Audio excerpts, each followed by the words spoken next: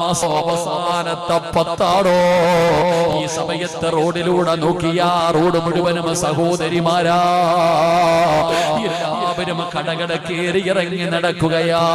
ചോദിച്ചാ പറയും പെരുന്നാളിന്റെ വസ്ത്രം വാങ്ങാനാ. പെങ്ങളെ, നീ ഒരു ഷോപ്പിൽ കയറി ചെന്നിട്ട് അതിലെന്ന് പറഞ്ഞ് കടക്കകത്ത് അടുക്കി വെച്ചിരിക്കുന്ന തുണികൾ മുഴുവനും നീ വലിച്ച് താഴെ ഇടുകയാണ്. എന്നിട്ട് അവസാനം നിനക്ക് ഇഷ്ടപ്പെട്ടില്ലെന്ന് പറഞ്ഞ് ആ കടയിൽ നിന്ന് ഇറങ്ങി പോകുമ്പോ ആ കടയില് ജോലി ചെയ്യുന്ന പാവപ്പെട്ട ചെറുപ്പക്കാരൻ നീ മറന്നു പോകരുത്. അവനൊരു നോമ്പുകാരിയാ മോളെ. ഈ വലിച്ചിട്ടിട്ട് പോയ വസ്ത്രം മുഴുവനും ആ ചെറുപ്പക്കാരൻ വേണം മടക്കി വെക്കാൻ. അല്ലാഹുവേ, എന്തൊരു ദ്രോഹമാണ് ചെയ്യുന്നതെന്നറിയുവോ? ഇന്നൊക്കെ പർച്ചേസിന്റെ കാലമാടോ പെങ്ങളെ. മാസമാടോ, അവസാനത്തെ പത്താടോ, എന്തൊരു വെയിലാണെന്നറിയുവോ? ഈ സമയത്ത് റോഡിലൂടെ നോക്കിയ റോഡ് മുഴുവനും സഹോദരിമാരാ, എല്ലാവരും കടകട കേറി ഇറങ്ങി നടക്കുകയാ. ചോദിച്ചാ പറയും പെരുന്നാളിന്റെ വസ്ത്രം വാങ്ങാനാ. എന്തിനാ പെങ്ങള് ഈ ഫർദ ധരിക്കുന്ന നിനക്ക് എങ്ങനെയാ ഓരോ കടകടമ കേറി ഇറങ്ങാൻ നടക്കുന്നത്? അടുത്തൊരു ചെറുപ്പക്കാരൻ പറഞ്ഞു, ഉസ്താദ്, നിങ്ങൾ വഴുതു പറയുമ്പോ ഒരു കാര്യം പറയണം ഉസ്താദ്. ആ ചെറുപ്പക്കാരൻ ഒരു കടയിലെ സെയിൽസ്മാനാ. പടച്ചവനെ, ആ സഹോദരൻ പറയുകയാണ്, നമ്മുടെ സമുദായത്തിലെ പെണ്ണുങ്ങൾക്ക് കരുണയില്ല ഉസ്താദ്. പെങ്ങളെ, നീ ഒരു ഷോപ്പിൽ കയറി ചെന്നിട്ട് അതിലെന്ന് പറഞ്ഞ് കടക്കകത്ത് അടുക്കി വെച്ചിരിക്കുന്ന തുണികൾ മുഴുവനും നീ വലിച്ച് താഴെ ഇടുകയാണ്. എന്നിട്ട് അവസാനം നിനക്ക് ഇഷ്ടപ്പെട്ടില്ലെന്ന് പറഞ്ഞ് ആ കടയിൽ നിന്ന് ഇറങ്ങി പോകുമ്പോ ആ കടയില് ജോലി ചെയ്യുന്ന പാവപ്പെട്ട ചെറുപ്പക്കാരൻ നീ മറന്നു പോകരുത്. അവനൊരു നോമ്പുകാരിയാ മോളെ. ഈ വലിച്ചിട്ടിട്ട് പോയ വസ്ത്രം മുഴുവനും ആ ചെറുപ്പക്കാരൻ വേണം മടക്കി വെക്കാൻ. അല്ലാഹുവേ, എന്തൊരു ദ്രോഹമാണ് ചെയ്യുന്നതെന്നറിയുവോ? ഇന്നൊക്കെ പർച്ചേസിന്റെ കാലമാടോ. ശരീരം മറക്കാതെ നടക്കുന്ന പെങ്ങള്, ഭർത്താക്കന്മാര് കേൾക്കടേ, ഇത് പെരുന്നാള് വരികയാണ്. മക്കള് പറയുന്ന വസ്ത്രം എടുത്തു കൊടുക്കുമ്പോ നല്ല ഇറങ്ങിയ മക്കളുടെ ബോഡി കാണുന്ന വസ്ത്രമല്ലേ വാങ്ങിച്ചു കൊടുക്കുന്നത്? മക്കൾക്ക് കീറിയ പാന്റ് വാങ്ങിക്കൊടുക്കുന്ന വാപ്പാ, എന്റെ ഉപ്പയോട് ഞാൻ പറയട്ടെ, അല്ലാഹുവേ, മഹാനായ ഉസ്മാൻ റളിയല്ലാഹു തആല അൻഹുവിനെ കൊല്ലുന്നതിന് വേണ്ടി ശത്രുക്കൾ വീടിന്റെ അകത്തേക്ക് പാഞ്ഞു കയറിയപ്പോ അല്ലാഹുവേ, ഭാര്യ പേടിച്ചടോ. നായില നിലവിളിക്കുകയാ. നായില വാളിൽ പിടിച്ചിട്ട് നിന്ന് കരയുകയാ. ഉസ്മാന് തങ്ങള് പറഞ്ഞ മറുപടി എന്തെന്നറിയോ? ഉസ്മാന് തങ്ങള് പറഞ്ഞ മറുപടി എന്തെന്നറിയുമോ? നായില, ഇവരെന്നെ എന്ത് ചെയ്താലും എനിക്ക് പേടിയില്ല. ഇവരെന്നെ എന്ത് ചെയ്താലും എനിക്ക് പേടിയില്ല. എനിക്ക് പേടി എന്തിനെന്നറിയോ? എനിക്ക് പേടി എന്തിനാണെന്നറിയോ? നായില ബീവി റളിയല്ലാഹു തആല അൻഹ തന്റെ ഭർത്താവിനെ വെട്ടിക്കൊല്ലുന്നത് കണ്ടപ്പോ ചാടി എഴുന്നേറ്റപ്പോ നായില ബീവിയുടെ തലയിലിട്ടിരുന്ന തുണിയൊന്ന് പുറകിലേക്ക് മാറി. നായില ബീവിയുടെ തലയിലിട്ടിരുന്ന ഷാളൊന്ന് പുറകിലേക്ക് മാറി.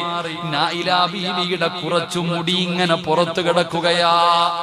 ഭർത്താവിനെ വെട്ടിക്കൊല്ലാൻ ശത്രുക്കൾ വീടിന്റെ അകത്ത് കയറി വന്നപ്പോ വെപ്രാളത്തോടെ ചാടി എഴുന്നേറ്റപ്പോ തലയിലിട്ടിരുന്ന ഷാളൊന്നു മാറി, കുറച്ചു മുടി ഇങ്ങനെ പുറത്തേക്ക് വന്നു.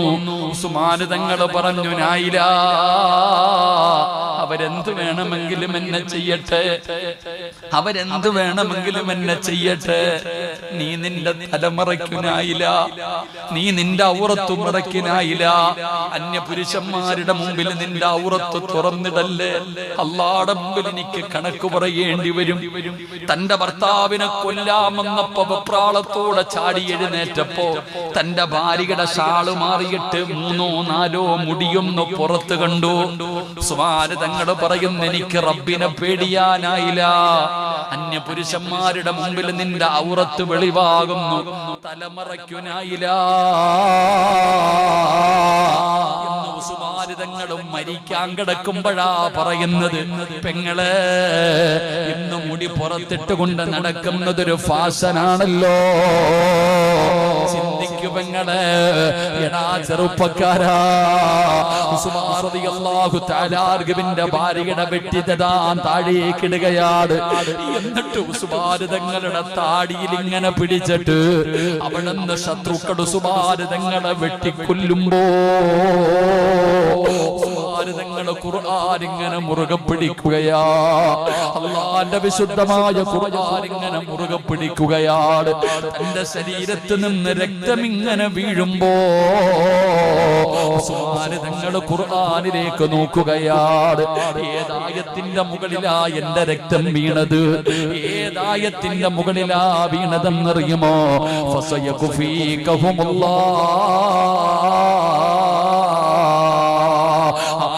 ത്തിന്റെ മുകളിലാണ് ഉസ്മാൻ തങ്ങളുടെ രക്തം വീണത്. നെഞ്ചിലേക്ക് ചേർത്തു പിടിച്ചിട്ടാണ് ഉസ്മാൻ തങ്ങൾ ലോകത്തോട് വിട പറഞ്ഞത്. ഏ ചെറുപ്പക്കാരാ, മോനെ, നിനക്ക് ഖുർആനിനോട് എന്ത് സ്നേഹമാ മോനെ, എന്തു ബന്ധമാ മോനെ, ഒന്ന് കൈകൊണ്ട് തൊട്ടിട്ടുണ്ടോ ചെറുപ്പക്കാരാ? ഇത്രയും ദിവസമായില്ലേ മോനെ, സർവ്വ ഇബ്ലീസുകളെയും പിടിച്ചു കെട്ടിക്കിട്ടിരിക്കുന്ന റമളാൻ മാസത്തിൽ നിന്റെ ശരീരത്ത് കൂടിയിരിക്കുന്ന ഇബ്ലീസ് ഏതാടാ ചെറുപ്പക്കാരാ? എന്തേ മോനെ നിനക്ക് ഖുർആൻ തൊടാൻ പറ്റാത്തത്? എത്ര സൂറത്ത് പാരായണം ചെയ്ത് ചെറുപ്പക്കാരാ? ഉമ്മമാരേ, സീരിയല് കാണുന്നില്ലേ പെങ്ങള്? സിനിമ കാണുന്നില്ലേ പെങ്ങള്? ആവശ്യമില്ലാത്തത് മുഴുവനും കണ്ടുകൊണ്ടിരിക്കുകയാണ്. നിനക്കെന്തേ ഖുർആൻ എടുക്കാൻ കഴിയാത്തത്? ഖുർആൻ പാരായണം ചെയ്യാൻ കഴിയാത്തത്? ഖുർആനിനെ സ്നേഹിക്കാൻ കഴിയാത്തത്? നിന്നെ പോലെ എത്രയോ പെണ്ണുങ്ങൾ ദുനിയാവിൽ ജീവിച്ചിരുന്നു. അവര് ഖുർആനിനെ സ്നേഹിച്ചവരല്ലേ? നിനക്കറിയുമോ ആരാ മൈമൂനത്തുൽ മിസ്രി എന്ന്, നഫീസത്തുൽ മിസ്രി എന്ന്, റാബിയത്തുൽ അദബിയ ആരാണെന്ന് നിനക്കറിയുമോ? ഇവരൊക്കെ ദുനിയാവിൽ ജീവിച്ചിരുന്ന മഹദിമാരാണ്. ആരാ? മിസ്റിന്റെ രാജകുമാരിയായ മഹദിയായ നഫീസത്തുൽ മിസ്രിയ ആരായിരുന്നെന്നറിയുമോ ഉമ്മ? പഠിക്കണം പെങ്ങള്. നഫീസത്തുൽ മിസ്രി ആരാണെന്ന് പഠിക്കണം. ആരാണ് നഫീസത്തുൽ മിസ്രി എന്നറിയുമോ? നിന്നെ പോലെ വികാരമുള്ള വിചാരമുള്ള പച്ചയിറച്ചിയുള്ള നിന്നെ കാണാ സുന്ദരിയായ നഫീസ ഒരു ദിവസം ഒരു പ്രഭാഷണം കേട്ടുകൊണ്ടിരിക്കുകയാണ്. അപ്പോഴാണ് ഉസ്താദ് ഖുർആൻ ഓതുന്നത്. അൽഹാകുമുത് തകാസുർ ഹത്താ സുർതുമുൽ മഖാബിർ കല്ലാ സൗഫ തഅലമൂന സുമ്മ കല്ലാ സൗഫ തഅലമൂൻ. ആയത്തങ്ങോതുകയാണ്. മരണത്തിനു ശേഷമുള്ള ജീവിതത്തെ കുറിച്ച്, ഖബറിനെ കുറിച്ച് പറയുന്ന ആയത്ത് കേട്ടപ്പോ നഫീസത്തുൽ മിസ്രിയ ബോധം കെട്ട് താഴെ വീഴുകയാണ്. വഅദ് കേൾക്കാമെന്നവര് മുഴുവനും എഴുന്നേറ്റ് പോയി. അവസാനം നഫീസത്തുൽ മിസ്രിയ റളിയല്ലാഹു തആല അവിടുന്ന് ബോധം വന്നപ്പോ തന്റെ വീട്ടിലേക്ക് ഓടുകയാണ്. തന്റെ വീട്ടിലേക്ക് ഓടുകയാണ്. ഖബറിനെ കുറിച്ച് പറയുന്നത് കേട്ടപ്പോ തന്റെ വീട്ടിലേക്ക് കടന്നു ചെന്നിട്ട് മണ്ണ് കുടിക്കുന്ന ആയുധം എടുത്തുകൊണ്ട് വന്ന് നിസ്കരിക്കുന്ന സ്ഥലത്തന്നെ ഖബർ കുടിക്കുകയാ. നീ ജീവിതത്തിൽ ഒരിക്കലെങ്കിലും ഖബർ കണ്ടിട്ടുണ്ടോ പെങ്ങളെ? മഹദിയായ നഫീസത്തുൽ മിസ്രി റളിയല്ലാഹു തആല തന്റെ വീടിന്റെ അകത്ത് ഖബർ കുടിക്കുകയാണ്. പകല് മുഴുവനും നോമ്പാണ്, രാത്രിയിലാണ് ഖബർ കുടിക്കുന്നത്. ആരും അറിയാതെ ഖബർ ഇങ്ങനെ കുടിക്കുകയാണ്. നഫീസത്തുൽ മിസ്രിയുടെ കണ്ണുനീരിങ്ങനെ വീണ ഖബറിലെ മണ്ണ് പോലും നനയുകയാണ്. പടച്ചവരെ, അങ്ങനെ ഖബർ കുടിച്ചു. ഖബറിന്റെ പണി കഴിഞ്ഞപ്പോ ഓടിച്ചെന്ന് ഒതുപെടുത്തിട്ട് നഫീസത്തുൽ മിസ്രിയ റളിയല്ലാഹു തആല ഖബറിനകത്തിറങ്ങിയിരുന്ന് നിസ്കരിക്കുകയാ. 10,000 റക്അത്തോളം ഖബറിനകത്തിരുന്ന് നിസ്കരിച്ച മഹ്ദിയാ അല്ലാഹുവിന്റെ ഖുർആൻ എടുത്തുകൊണ്ട് ഖബറിനകത്തിറങ്ങുകയാണ്. ആ ഖബറിനകത്തിറങ്ങിയിട്ട് 6000 ഖത്തമോദിയുമ്മ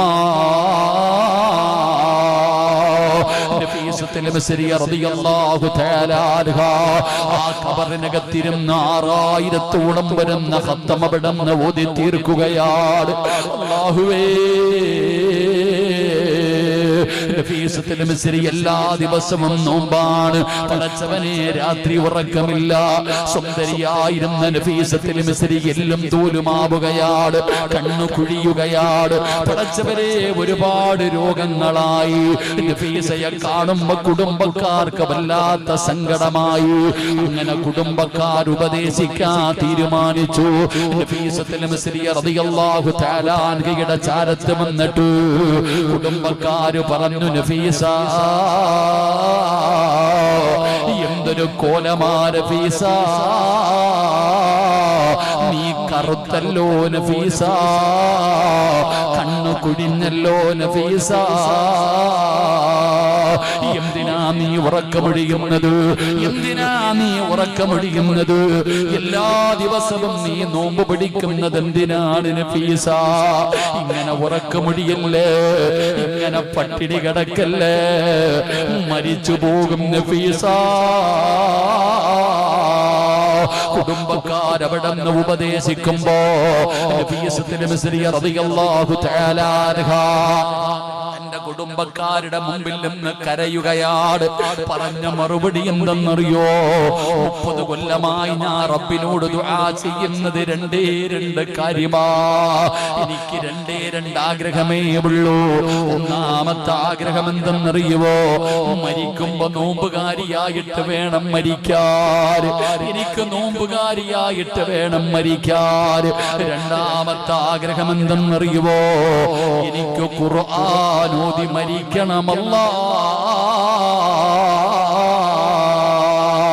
എനിക്ക് ഖുർആൻ ഓതിയിട്ട് മരിക്കണം പടച്ചവരെ. എന്റെ പ്രിയപ്പെട്ട പെങ്ങള്, കുടുംബക്കാര് മുഴുവനും പൊട്ടിക്കരഞ്ഞുകൊണ്ടിറങ്ങി പോവുകയാണ്. അവസാനം നഫീസത്തുൽ മിസ്രിയുടെ മരണമെടുത്തടോ. കുടിച്ച് റെഡിയായി കുടിച്ചിട്ടിരിക്കുന്ന ഖബറിന്റെ ചാരത്ത് നിന്ന് കാത്ത് കിടക്കുമ്പോ അതാ വരുന്നു മലക്കുൽ മൗത്ത് അസ്റായീൽ. ചിരിക്കുന്ന മുഖത്തോടെ സലാം പറന്നുകൊണ്ട് കടന്നു വരികയാണ്. 30 കൊല്ലത്തെ അഭിലാഷമാണ് നോമ്പുകാരിയായി മരിക്കണം. മരിക്കുന്ന ദിവസം നഫീസയ്ക്ക് നോമ്പായിരുന്നു. രണ്ടാമത്തെ ആഗ്രഹം എന്താ? ഖുർആൻ ഓതി മരിക്കണം റബ്ബേ. ലഹും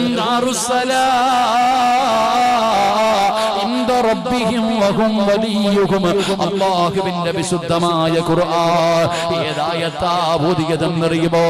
നഫീസത്തുൽ മിസ്രി റളിയല്ലാഹു തആല ഖബറിനകത്തിരുന്ന ഖത്തമോദിയ മഹ്ദിയാണ്. അസ്റായീൽ എന്ന് പറയുന്ന മലക്ക് റൂഹ് പിടിക്കാമെന്നപ്പോ അവസാനമായിട്ട് പാരായണം ചെയ്ത ആയത്തേതാ? ലഹും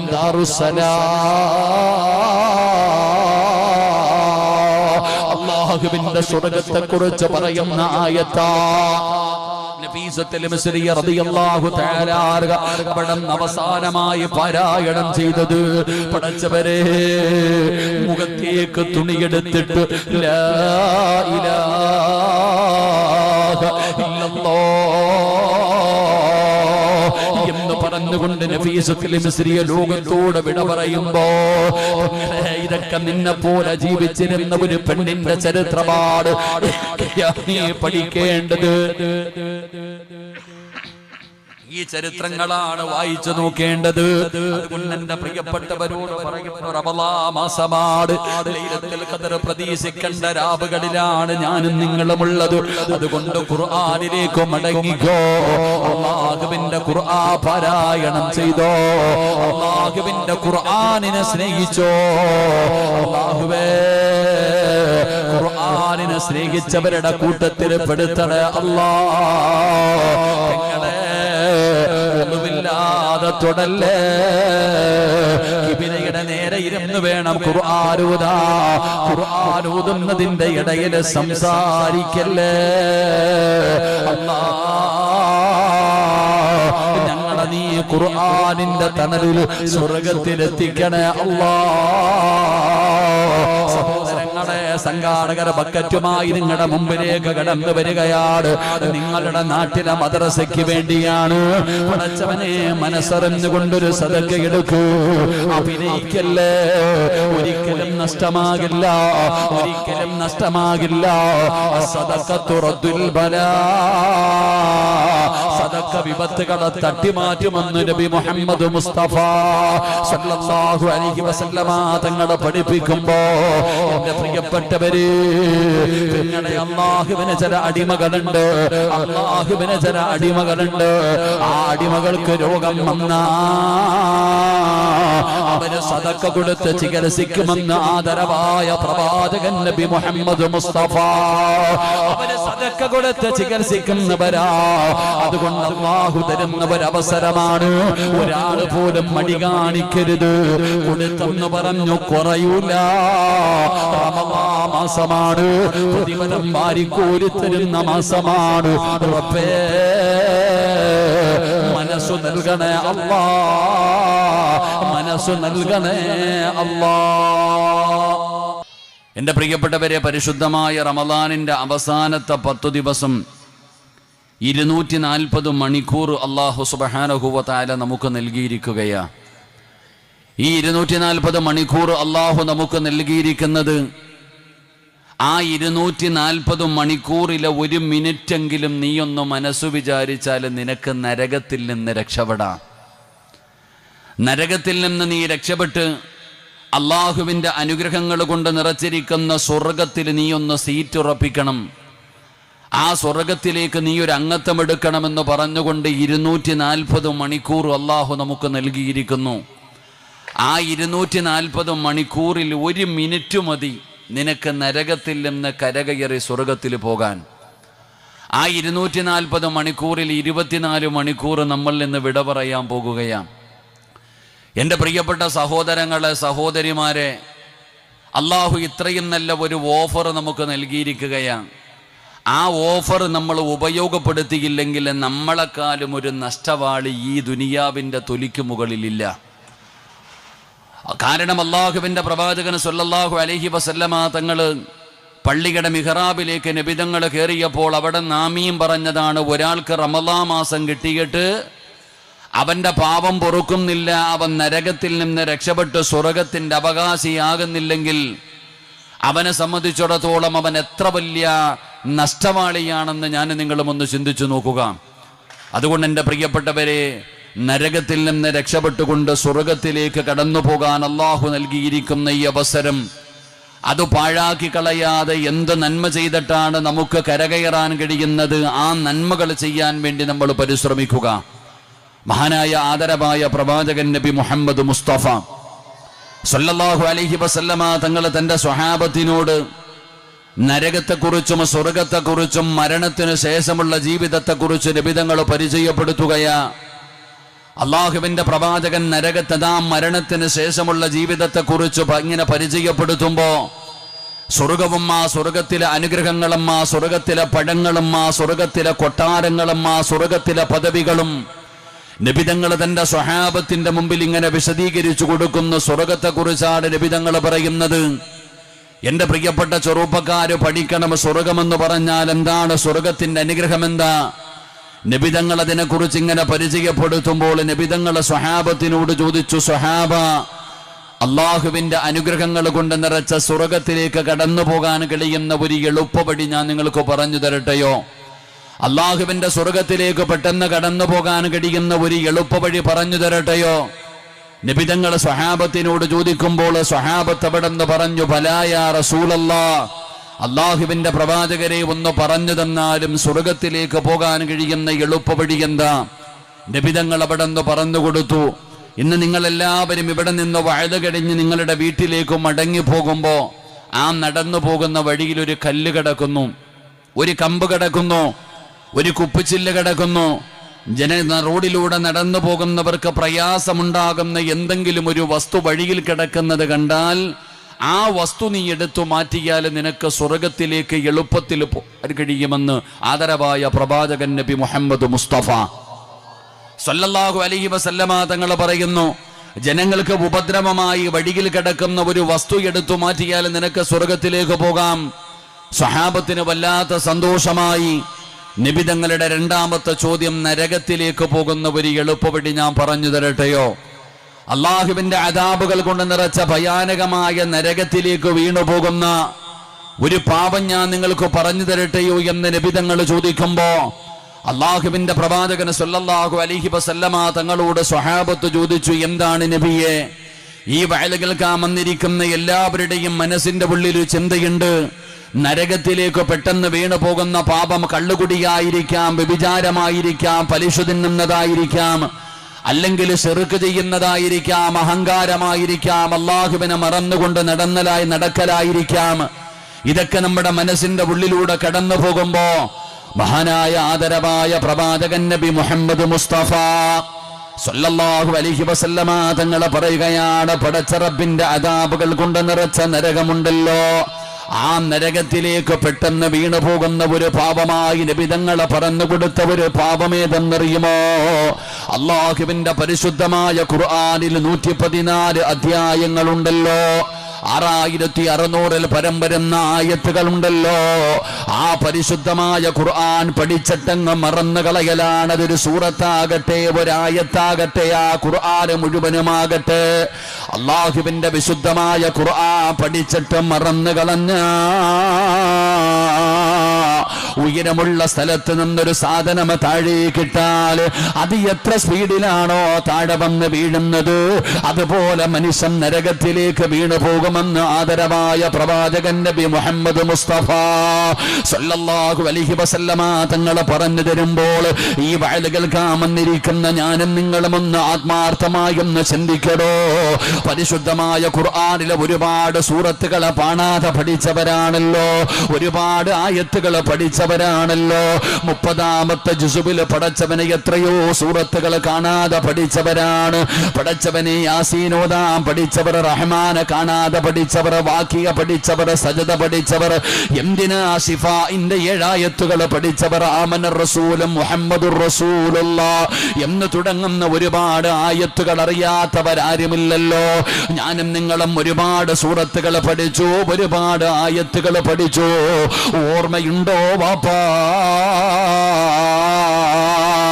അല്ലാഹുവിന്റെ വിശുദ്ധമായ ഖുർആൻ, ആ ഖുർആനിലെ ഒരുപാട് സൂറത്തുകൾ നീ കാണാതെ പഠിച്ചവനല്ലേ പെങ്ങളെ? ഒരുപാട് അധ്യായങ്ങൾ പഠിച്ചവളല്ലേ?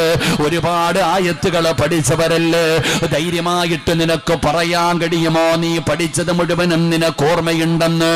ഞാൻ പഠിച്ച സൂറത്തുകൾ മുഴുവനും എനിക്ക് ഓർമ്മയുണ്ടെന്ന് പറയാൻ ധൈര്യമുള്ളവർ എത്ര പേരാണ്? പഠിച്ചവനെ നമുക്ക് നിസാരമാണോ?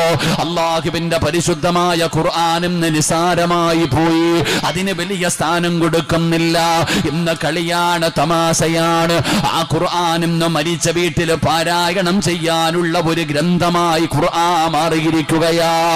എന്റെ പ്രിയപ്പെട്ടവരെ, 27ാം രാവിന്റെ അന്ന് എടുക്കാനുള്ള ഒരു ഗ്രന്ഥമായി പരിശുദ്ധമായ ഖുർആൻ ഇവിടെ നിന്ന് മാറുമ്പോ അതിന് കൊടുക്കേണ്ട സ്ഥാനം നമ്മൾ കൊടുക്കാതെ വരുമ്പോ പേടിക്കണം ചെറുപ്പക്കാരാ. എന്റെ വാപ്പയോട് എന്റെ പെങ്ങളോട് പറയുന്നു, മോളെ അത് അല്ലാഹുവിന്റെ കലാമാ. നിനക്കൊക്കെ കളിക്കാനും തമാശ പറയാനുമുള്ളതല്ല, അത് അല്ലാഹുവിന്റെ കലാമാണ്. നീയൊക്കെ വല്ലാതെ പേടിക്കണേ, നിങ്ങൾ ഓരോരുത്തരും വല്ലാതെ ഭയപ്പെടണമടോ. ആ ഖുർആനിനെ കുറിച്ച് നിനക്കറിയാനിട്ടാണ്, ആ ഖുർആനിന്റെ മഹത്വം നിനക്കറിയാനിട്ടാണ്. ആ ഖുർആനിനെ പേടിക്കണമെന്ന് പറയാനുള്ള കാരണം എന്തെന്നറിയുമോ? അല്ലാഹുവിന്റെ വിശുദ്ധമായ ഖുർആനിൽ അല്ലാഹു പറയുകയാണ്, ലൗ أنزلنا هذا القرآن على جبل لرأيته خاشعا متصديا من خشية الله. ഈ ഖുർആൻ അങ്ങാണം അല്ലാഹു സുബ്ഹാനഹു വ തആല ഒരു മലയുടെ മുകളിലാണ് ഇറക്കിയിരുന്നതെങ്കിൽ, ഒരു പർവ്വതത്തിന്റെ മുകളിലാണ്. അല്ലാഹു വിശുദ്ധമായ ഖുർആനിലെ ഇറക്കിയതെങ്കിൽ ആ ഖുർആൻ ഇറങ്ങിയത് കാരണം ഭയന്ന് വിറച്ചുകൊണ്ട് ആ പർവ്വതങ്ങൾ പോലും അവിടുന്ന് ധൂളികളായി പോകുമായിരുന്നു. പടച്ചവനെ അത്രത്തോളം പേടിക്കണം ഖുർആനിന്. എന്നാൽ ഈ സദസ്സിലിരിക്കുന്നവരോട് പറയുകയാണ്, നരകത്തിലേക്ക് പെട്ടെന്ന് വീണു പോകുന്ന പാപമേതെന്നറിയുമോ? അത് അല്ലാഹുവിന്റെ ഖുർആനിലെ ഒരായത്ത് പഠിച്ചിട്ട് മറന്നു കളയലാ ഉമ്മാ. ഇത് പറയുമ്പോ ഈ സദസ്സിലിരിക്കുന്ന ചില വാപ്പമാര് ചിന്തിക്കുകയാണ്, അൽഹംദുലില്ലാഹ് ഞാൻ രക്ഷപ്പെട്ടല്ലോ, ഖുർആൻ പഠിച്ചവനല്ല, എനിക്ക് ഖുർആൻ ഓതാൻ അറിയില്ല, അതുകൊണ്ട് ഞാൻ രക്ഷപ്പെട്ടു എന്ന് നിങ്ങൾ ആരെങ്കിലും കരുതുന്നുണ്ടെങ്കിൽ പ്രിയപ്പെട്ട സഹോദരാ, പഠിക്കാത്തവനെ കുറിച്ചല്ല, പഠിച്ചവനെ കുറിച്ചല്ല, മറന്നവനെ കുറിച്ചല്ല, പാരായണം ചെയ്യാത്തവനെ കുറിച്ചല്ല, അല്ലാഹുവിന്റെ വിശുദ്ധമായ ഖുർആനിലെ ഒരായത്തെങ്കിലും ഇരിക്കുന്ന ഓരോ കേട്ടവരാണല്ലോ. എനിക്ക് മുമ്പ് ഖിറാഅത്ത് നടത്തിയ ഉസ്താദ് തബാറകല്ലദീ ജഅല ഫിസ്സമാഇ ബുറൂജൻ വജഅല ഫീഹാ സിറാജൻ വഖമറൻ മുനീറാ. വിശുദ്ധമായ ഖുർആൻ വിടുന്ന പാരായണം ചെയ്യുന്നത് കേട്ടവരാണല്ലോ. എത്ര പേരാ പരിഗണിച്ചത്? എത്ര പേരാണ് പരിഗണിച്ചത്? ഓതിയത് അല്ലാഹുവിന്റെ കലാമായിരുന്നല്ലോ, പരിശുദ്ധമായ ഖുർആനായിരുന്നല്ലോ. നിങ്ങളിൽ എത്ര പേരാണ് ആ ഖുർആൻ കേട്ടത്? എത്ര പേരാണ് പരിഗണിച്ചത്? ഒരു ചെവിയിലൂടെ കേട്ടും മറു ചെവിയിലൂടെ കളയാനുള്ള പാട്ടല്ലല്ലോ അല്ലാഹുവിന്റെ ഖുർആൻ. പ്രിയപ്പെട്ടവരോട് പറയുന്ന കളിയല്ല ചെറുപ്പക്കാരാ, നിങ്ങളുടെ കളികളൊന്നും അല്ലാഹുവിനോട് വേണ്ട. ആ പരിശുദ്ധമായ ഖുർആനിലെ ഒരായത്ത് കേട്ടിട്ട് നീ അതിനെ ബഹുമാനിക്കണേ, നീ അതിനെ ആദരിക്കണേ, നീ അതിനെ ജീവിതത്തിലേക്ക് പിൻപറ്റണേ. അല്ലാഹുവിന്റെ പരിശുദ്ധമായ ഖുർആൻ കേട്ടിട്ട് അതിനെ പരിഗണിക്കാത്ത ഒരു മനുഷ്യൻ അല്ലാഹു കൊടുക്കുന്ന ശിക്ഷ എന്തെന്നറിയുമോ? കള്ളു കുടിക്കുന്നവന്റെയും വ്യഭിചരിക്കുന്നവന്റെയും പലിശ തിന്നുന്നവന്റെയും ശിർക്ക് ചെയ്യുന്നവന്റെയും നിസ്കരിക്കാത്തവന്റെയും നോമ്പ് പിടിക്കാത്തവന്റെ ശിക്ഷയല്ല. അല്ലാഹുവിന്റെ ഖുർആനിലെ ഒരായത്ത് കേട്ടിട്ട്, അള്ളാന്റെ വിശുദ്ധമായ ഖുർആനിലെ ഒരായത്തെങ്കിലും നിങ്ങളൊക്കെ ജീവിതത്തിൽ കേട്ടവരാ. നിങ്ങൾ എന്ത് വിചാരിച്ചാൽ ഇങ്ങനെ കേട്ട് കളയാൻ ഉസ്താദന്മാർക്ക് പിരിക്കാനുള്ളതാണെന്ന് അല്ല. അള്ളാഹുവിന്റെ ഖുർആൻ കേട്ടിട്ട് അതിന് കൊടുക്കേണ്ട സ്ഥാനം കൊടുക്കാത്തവന് അള്ളാഹു 10 ശിക്ഷ ഒരുക്കി വെച്ചിട്ടുണ്ടെന്ന് അള്ളാഹുവിന്റെ വിശുദ്ധ ഖുർആൻ. അള്ളാഹു നമ്മളെ കാക്കുമാറാകട്ടെ, അള്ളാഹു നമ്മളെ കാക്കുമാറാകട്ടെ. പരിശുദ്ധമായ ഖുർആൻ കേട്ടാൽ അത് അള്ളാഹുവിന്റെ കലാമ. കേൾക്കണം നീ, അത് നിനക്ക് വേണ്ടി ഖുർആൻ ഇറങ്ങിയ മാസമാണ്. അള്ളാഹു പരിശുദ്ധമായ ഖുർആൻ ഇറങ്ങിയ മാസമാണ് ഈ മാസം. ഈ മാസത്തിൽ ഖുർആനിനെ കുറിച്ചാണ് നമ്മൾ പഠിക്കേണ്ടത്. എന്റെ പ്രിയപ്പെട്ട സഹോദരങ്ങളെ, ആ ഖുർആൻ പഠിക്കേണ്ട രീതിയിൽ പഠിക്കണം, മനസ്സിലാക്കേണ്ട രീതിയിൽ മനസ്സിലാക്കണം. ഇമാം ഷാഫി റളിയല്ലാഹു തആല അൻഹു 60 ഖത്തം ഓതുമായിരുന്നു റമളാനിൽ. 60 ഖത്തം. ഇമാം അബൂ ഹനീഫ റളിയല്ലാഹു തആല അൻഹു ഒറ്റ രാത്രിയിൽ 2 റക്അത്ത് നിസ്കാരത്തിൽ ഖത്തം തീർക്കുമായിരുന്നു. 60 ഖത്തം ഇമാം ഷാഫി തങ്ങൾ തീർത്തു. 6 പേജെങ്കിലും ഓതിയോ കാക്കാ നിങ്ങൾ? ഏതാത്താ നീ ഒരു 6 പേജെങ്കിലും ഓതിയോ? റമളാനിന്റെ 22ാമത്തെ നിയ്യത്ത് ചെയ്തിട്ടിരിക്കാൻ നീ. അള്ളാഹുവിന്റെ വിശുദ്ധമായ ഖുർആനും നമ്മളും തമ്മിലുള്ള ബന്ധം നമ്മൾ ചിന്തിക്ക്. വിടില്ല അല്ലാഹു ഒന്നിനെയും. അള്ളാഹു നിങ്ങളെ ഒറ്റ ഒരെണ്ണത്തിനെയും വെറുതെ വിടൂല. അള്ളാഹു നമുക്ക് ഈമാൻ നൽകുമാറാകട്ടെ. പേടിക്കല്ലേ, അല്ലാഹു ഈമാൻ നൽകുമാറാകട്ടെ. തുടങ്ങിയതല്ലേ ഉള്ളൂ, ഇനി അടുത്തത് പറയാൻ തുടങ്ങല്ലേ. അള്ളാഹുവിന്റെ ഖുർആനിനെ പരിഗണിക്കാത്തവൻ അല്ലാഹു തരുന്ന ശിക്ഷ എന്താ? നമ്മൾ പേടിക്കണം, നമ്മൾ വല്ലാതെ ഭയപ്പെടണം. നമ്മൾ കഞ്ചാവും കള്ളും പെണ്ണും മാത്രമൊന്നും അല്ലടോ. എല്ലാവരും ലഹരിയുടെ പുറകില്ല. എല്ലാവർക്കും ലഹരിയെ കുറിച്ചാ ചർച്ച. എന്നാൽ ലഹരിയെക്കാളും വലിയ വിപത്തുകൾ വേറെ പലതും ഉണ്ട്. അതിനെക്കുറിച്ച് നമ്മൾ മറന്നുപോകുന്നു. നമ്മളെല്ലാവരും മനസ്സിലാക്കേണ്ട ഒരു കാര്യം, നമുക്കിന്ന് ലഹരിയാണ്. എല്ലാവരും എന്ത് പറഞ്ഞാലും ഫസ്റ്റ് പറയുന്നതോ കഞ്ചാവാന്ന്. അല്ലാഹു നമ്മുടെ മക്കളെയൊക്കെ നന്നാക്കി തരുമാറാകട്ടെ. എന്റെ പ്രിയപ്പെട്ട സഹോദരങ്ങൾ, അള്ളാഹുവിന്റെ പരിശുദ്ധമായ ഖുർആൻ, ആ ഖുർആനിന് കൊടുക്കേണ്ട സ്ഥാനം കൊടുത്തില്ലെങ്കിൽ അള്ളാഹു തരുന്ന ഒന്നാമത്തെ ശിക്ഷ എന്താ? ഞാൻ വിശദീകരിക്കുന്നില്ല. ഇന്ന് അള്ളാഹുവിന്റെ പരിശുദ്ധമായ ഖുർആന്, ആ ഖുർആനിന് കൊടുക്കാത്ത പരിഗണന കൊടുക്കാത്തവൻ അള്ളാഹ് കൊടുക്കുന്ന ശിക്ഷ എന്താ? ഈ സദസ്സിലിരിക്കുന്ന മാതാപിതാക്കളുടെ ഏറ്റവും വലിയ ടെൻഷൻ എന്താ? എന്റെ ഉസ്താദെ, എന്റെ മക്കൾ ഇങ്ങനായിപ്പോയി.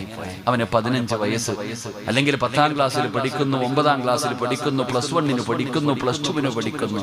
എന്റെ ഉസ്താദ് ഇങ്ങനെ? എന്റെ മോൻ എന്തേ കഞ്ചാവ് അടിക്കുന്നു, മയക്കുമരുന്ന് ഉപയോഗിക്കുന്നു, അവൻ ഉമ്മാനെ തല്ലാൻ വരുന്നു ഉസ്താദ്. വാപ്പയുടെ നേരെ ചീത്ത വിളിക്കുന്നു, അവന് 15 വയസ്സല്ലേ ആയുള്ളൂ. എന്റെ ഉസ്താദ് ഇങ്ങനെ ആയിപ്പോയെ. എത്ര ഉപദേശിച്ചു ഞാനവനെ എത്ര ഉപദേശിച്ചു, എത്ര വഴല് കൽപ്പിച്ചു കൊടുത്തു. ഉസ്താദന്മാരുടെ അടുക്കൽ കൊണ്ടുപോയിട്ട് അവനെ കൗൺസിലിംഗ് എടുത്തു നോക്കി. എന്തൊക്കെ ചെയ്തു കൊടുത്തിട്ടും മക്കള് കാരണം കരയുന്ന ഒരുപാട് മാതാപിതാക്കൾ ഈ കൂട്ടത്തിലുണ്ട്. ഈ ചിരിച്ചും കളിച്ചിരിക്കുന്ന ഉമ്മയ്ക്ക് പേടിയാണ് തന്റെ മകനെ വല്ലാതെ പേടി. കാരണം ഇപ്പൊ ഉമ്മമാരുടെ ട്രെൻഡ് അതങ്ങനെ, എല്ലാരും ഇപ്പൊ ഉമ്മാനെയാ കൊല്ലുന്നത്. സൂക്ഷിച്ചോ, അള്ളാഹു കാത്തിരക്ഷിക്കുമാറാകട്ടെ. ആമീൻ പറയട്ടെ, അള്ളാഹു കാത്തിരക്ഷിക്കുമാറാകട്ടെ. അപ്പം മക്കൾക്ക് ഉമ്മമാരോടാണ് സ്നേഹം കൂടുതൽ. പാപ്പമാരുണ്ട് കേട്ടാ, പാപ്പമാര് പിന്നെ നാട്ടിലില്ലാത്തതുകൊണ്ടാ. എനിക്ക് തോന്നുന്നത് വെഞ്ഞാറുമൂടുള്ള ആ വാപ്പ രക്ഷപ്പെട്ടത് ഗൾഫിലായതുകൊണ്ടാ. നിങ്ങൾ ചിന്തിച്ചു നോക്കേണ്ടത് അവിടെയാ. അദ്ദേഹം രക്ഷപ്പെട്ടത് പോയത് പ്രവാസി ആയതുകൊണ്ടാ. മക്കളിപ്പോ മാതാപിതാക്കളെ എല്ലാ ദിവസവും പത്രം എടുത്തു നോക്കുമ്പോ ഇന്ന് കൊലപാതകമെന്ന് പറയുന്നത് ഒരു സാധാരണ വാർത്തയായി മാറി. എല്ലാം ഇങ്ങനെ വാപ്പ മക്കള് മാതാപിതാക്കളെ കൊല്ലുന്നു, കഴുത്തറുത്ത് കൊല്ലുന്നു, ഗ്യാസ് കുറ്റിക്ക് തല്ലിക്കൊല്ലുന്നു, എന്താ പറയാ, ഓരോ സാധനങ്ങൾ കൊണ്ട് മാതാപിതാക്കൾ മക്കളെങ്ങനെ തല്ലിക്കൊല്ലുക. കൂടപ്പുറപ്പും തല്ലി, ഭർത്താവ് ഭാര്യയെ കൊല്ലുന്നു, പിഞ്ചു കുഞ്ഞുങ്ങളെ വരെ കൊല്ലുന്നു. അള്ളാഹു നമ്മളെയൊക്കെ കാത്തിരക്ഷിക്കുമാറാകട്ടെ.